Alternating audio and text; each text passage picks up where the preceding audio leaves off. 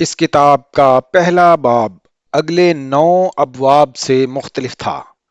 اسے پڑھنے والا کوئی بھی شخص یہ فرق محسوس کیے بغیر نہیں رہ سکتا تھا کہ پہلا باب اور اگلے 9 ابواب ایک شخص کے لکھے ہوئے نہیں لگ رہے تھے۔ وہ ایک شخص نے لکھے وہ ایک شخص نے لکھے بھی نہیں تھے۔ وہ جانتی تھی وہ اس کی زندگی کی پہلی بددیانتی تھی، لیکن یہ نہیں جانتی تھی کہ وہی آخری بھی ہوگی۔ اس کتاب کا پہلا باب اس کے علاوہ اب کوئی اور نہیں پڑھ سکتا تھا۔ اس نے پہلا باب بدل دیا تھا۔ نم آنکھوں کے ساتھ اس نے پرنٹ کمانڈ دی۔ پرنٹر برق رفتاری سے وہ 50 صفحے نکالنے لگا جو اس کتاب کا ترمیم شدہ پہلا باب تھا۔ اس نے ٹیبل پر پڑی ڈیسک اٹھائی اور بے حد تھکے ہوئے انداز میں اس پر ایک نظر ڈالی۔ پھر اس نے اسے 2 ٹکڑوں میں توڑ ڈالا، پھر چند اور ٹکڑے۔ اپنی ہتھیلی پر پڑے ان ٹکڑوں کو ایک نظر دیکھنے کے بعد اس نے انہیں ڈسٹ بن میں پھینک دیا۔ ڈسٹ کا کور اٹھا کر اس نے زیر لب اس پر لکھے چند لفظوں کو پڑھا۔ ڈسک کا کور اٹھا کر اس نے زیر لب اس پر لکھے چند لفظوں کو پڑھا۔ پھر چند لمحے پہلے لیپ ٹاپ سے نکالی ہوئی ڈسک اس نے اس کور میں ڈال دی۔ پرنٹر تب تک اپنا کام مکمل کر چکا تھا۔ اس نے ٹرے میں سے ان صفحات کو نکال لیا۔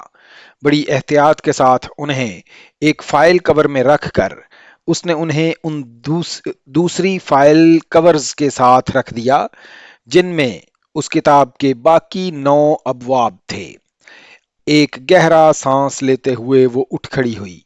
کھڑے ہو کر اس نے ایک آخری نظر اس لیپ ٹاپ کی مدھم پڑتی اسکرین پر ڈالی۔ اسکرین باریک ہونے سے پہلے اس پر ایک تحریر ابھری تھی: "ول بی ویٹنگ"۔ اس کی آنکھوں میں ٹھہری نمی ایک دم چھلک پڑی تھی۔ وہ مسکرا دی۔ اسکرین اب تاریک ہو گئی تھی۔ اس نے پلٹ کر ایک نظر کمرے کو دیکھا، پھر بیڈ کی طرف چلی آئی۔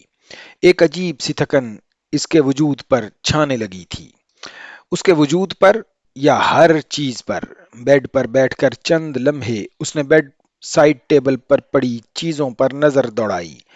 وہ پتہ نہیں کب وہاں اپنی ریسٹ واچ چھوڑ گیا تھا، شاید رات کو جب وہ وہاں تھا۔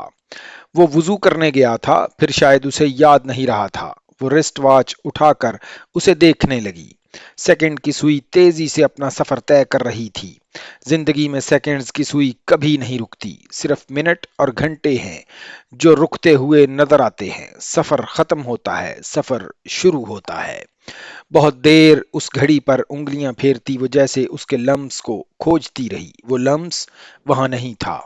وہ اس گھر کی واحد گھڑی تھی جس کا ٹائم بالکل ٹھیک ہوتا تھا، صرف منٹ نہیں، سیکنڈز تک۔ سیکنڈز تک اس کے بالکل درست ہوتے تھے۔ اس شخص کے وجود میں تھی جس کے ہاتھ پر وہ ہوتی تھی۔ اس نے آنکھوں کی نمی صاف کرتے ہوئے اس گھڑی کو دوبارہ سائڈ ٹیبل پر رکھ دیا۔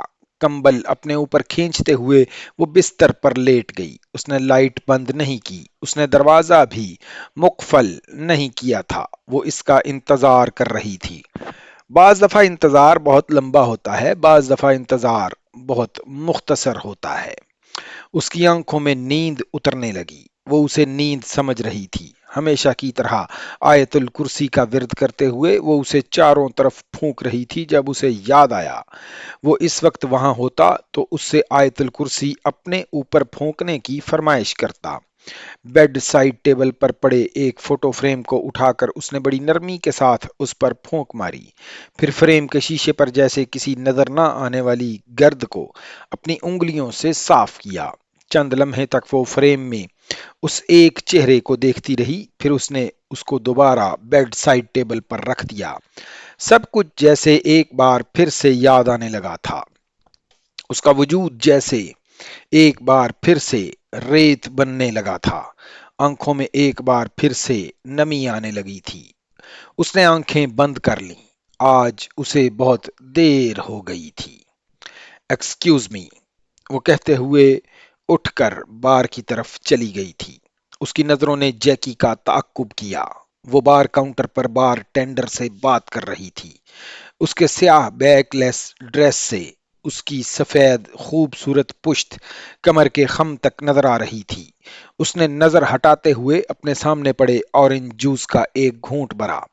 بہت عرصے بعد اس نے کسی عورت کے جسم پر غور کیا تھا، اور بہت عرصے کے بعد وہ کسی عورت کے ساتھ اکیلے کسی بار میں بیٹھا تھا۔ وہ ایک ہوٹل کا بار روم تھا، لیکن وہ کسی ایسی جگہ پر بھی بہت عرصے کے بعد آیا تھا۔ وہ ہاتھ میں پکڑے گلاس سے دوسرا گھونٹ لے رہا تھا جب جیکی دو شیمپین گلاسز کے ساتھ وہاں آ گئی تھی۔ میں نہیں پیتا۔ اس نے ایک گلاس اپنے سامنے رکھنے پر چونک کر اسے یاد دلایا تھا۔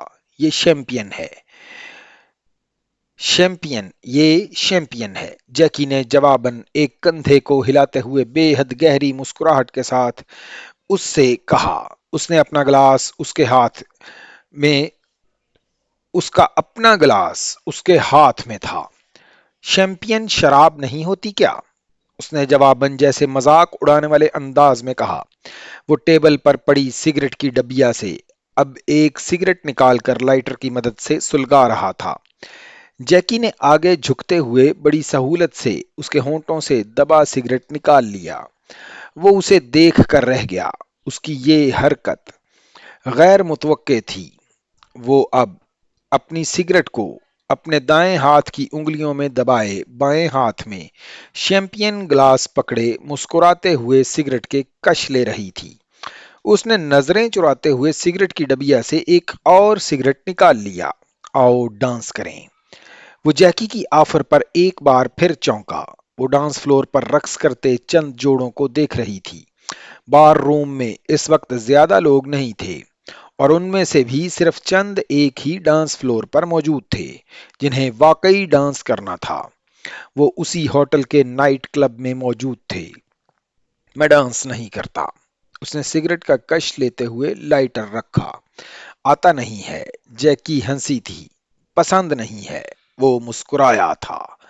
وہ شیمپین کا گھونٹ بھرتے ہوئے عجیب سی مسکراہٹ کے ساتھ اس کی آنکھوں میں دیکھتی رہی۔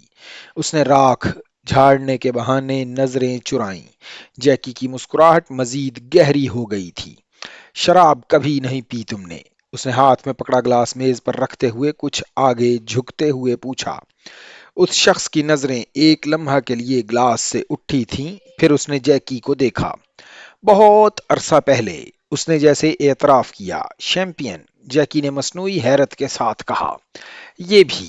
بے تاثر چہرے کے ساتھ اس نے ڈانس فلور کو دیکھتے ہوئے کہا۔ گلاس دوبارہ اٹھاتے ہوئے اور سامنے بیٹھے ہوئے مرد کے چہرے پر نظریں جمائے۔ جیکی نے اپنی زندگی میں آنے والے پرکشش ترین مردوں کی فہرست میں اس کو رکھا تھا۔ وہ بلا شبہ ٹاپ پر تھا۔ یہ اس کی جسمانی خد و خال نہیں تھے جس کی بنا پر وہ اسے یہ درجہ دے رہی تھی۔ اس کی زندگی میں شکل و صورت کے اعتبار سے اس سے زیادہ خوبصورت مرد آئے تھے۔ سامنے بیٹھے ہوئے شخص میں کچھ اور تھا جو اسے بے حد ممتاز کر رہا تھا۔ اس کی بے حد مردانہ آواز، اس کا رکھ رکھاؤ، شفاف ذہن اور بے ریا گہری آنکھیں، اس کی مسکراہٹ یا پھر اس کی تمکنت اور رعونت، وہ نہ چاہتے ہوئے بھی اس کی طرف کھینچ رہی تھی، اور بری طرح کھینچ رہی تھی۔ اور اس میں اس کا قصور نہیں تھا۔ وہ دعوے سے کہہ سکتی تھی کہ وہ مرد کسی بھی عورت کو متوجہ کر سکتا تھا۔ اس نے اس کے کریکٹر پروفائل میں پڑھا تھا کہ وہ کمال آدمی تھا۔ اسے حیرت تھی۔ وہ کمال آدمی تھا، اسے ہونا چاہیے تھا۔ اس پر نظریں جمائے۔ اس نے سوچا، اور بالکل اسی لمحے اس شخص نے ڈانس فلور سے نظریں ہٹا کر اسے دیکھا۔ جیکی کی مسکراہٹ بے اختیار گہری ہوئی تھی۔ وہ بھی بے مقصد مسکرا دیا تھا۔ وہ بہت عرصے کے بعد کسی عورت کی کمپنی انجوائے کر رہا تھا۔ وہ خوبصورت تھی، سمارٹ تھی، اور وہ مضطرب تھا۔ نہ ہوتا تو یہاں اس وقت 2 گھنٹے ایک اجنبی عورت کے ساتھ کبھی نہ بیٹھا ہوتا۔ تمہاری شیمپین، جیکی نے اسے ایک بار پھر یاد دلایا۔ تم لے سکتی ہو۔ اس نے جواباً گلاس اس کی طرف بڑھا دیا۔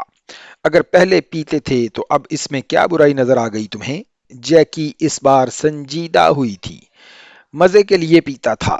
جب مزہ آنا ختم ہو گیا تو چھوڑ دی۔ وہ اس کی بات پر بے اختیار ہنسی۔ وہ اسے دیکھتا رہا۔